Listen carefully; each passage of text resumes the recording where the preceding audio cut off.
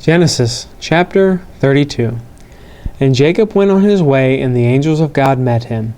And when Jacob saw them, he said, "This is God's host." And he called the name of that place Mahanaim.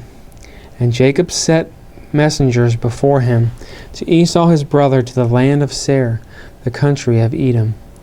And he commanded them, saying, "Thus shall you speak to my lord Esau. Your servant Jacob says, I have sojourned with Laban and stayed there until now. I have oxen and asses, flocks and men servants and women servants, and I have sent to tell the Lord that I may find grace in your sight." And the messengers returned to Jacob, saying, "We came to your brother Esau, and also he cometh to meet you, and 400 men with him." Then Jacob was greatly afraid and distressed, and he divided the people that was with him, the flocks and the herds and the camels, into 2 bands, and said, "If Esau come to one company and smite it, then the other company which is left shall escape." And Jacob said, "O God of my father Abraham, God of my father Isaac, the Lord which said to me, Return to your country and to your kindred, and I will deal well with you. I am not worthy least of all the mercies and of all the truth which you have shown to your servant.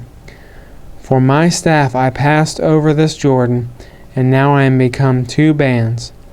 Deliver me, I pray you, from the hand of my brother, from the hand of Esau, for I fear him, lest he will come and smite me, and the mother with the children. And you said, I will surely do good, and make your seed as the sand of the sea, which cannot be numbered for multitude." And he lodged there the same night, and took of that which came to his hand a present for Esau his brother, 200 she-goats, 20 he-goats, 200 ewes, 20 rams, 30 milk camels with their colts, 40 kine, and 10 bulls, 20 she-asses, and 10 foals. And he delivered them into the hand of his servants, every drove by themselves. And he said to his servants, "Pass over before me, and put space between drove and drove." And he commanded the foremost, saying, "When Esau my brother meets you, and asks you, saying, Whose are you? Where are you going? And whose are these before you? Then you shall say, They be your servant Jacob's. It is a present sent to my lord Esau. And behold, also he is behind us." And so commanded he the second and the third, and all that followed the drove, saying, "On this manner shall you speak to Esau when you find him, and say, Moreover, behold, your servant Jacob is behind us.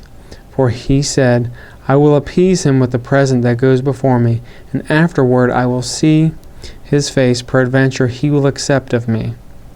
So went the present over before him, and himself lodged that night in the company. And he rose up that night, and took his 2 wives, and his 2 women servants, and his 11 sons, and passed over the fork Jabbok. And he took them, and sent them over the brook, and sent over that he had. And Jacob was left alone, and there wrestled a man with him until the breaking of day. And when he saw that he prevailed not against him, he touched the hollow of his thigh. And the hollow of Jacob's thigh was out of joint, as he wrestled with him. And he said, "Let me go, for the day breaks." And he said, "I will not let you go, except you bless me." And he said to him, "What is your name?" And he said, "Jacob." And he said, "Your name shall be called no more Jacob, but Israel. For as a prince have you power with God and with men, and have prevailed." And Jacob asked him and said, "Tell me, I pray, your name." And he said, "Why is it that you ask after my name?" And he blessed him there. And Jacob called the name of the place Peniel, for I have seen God face to face, and my life is preserved. And as he passed over Peniel, the sun rose upon him, and he halted upon his thigh. Therefore the children of Israel eat not the sinew which shrank, which is upon the hollow of the thigh, to this day, because he touched the hollow of Jacob's thigh, and the sinew that shrank.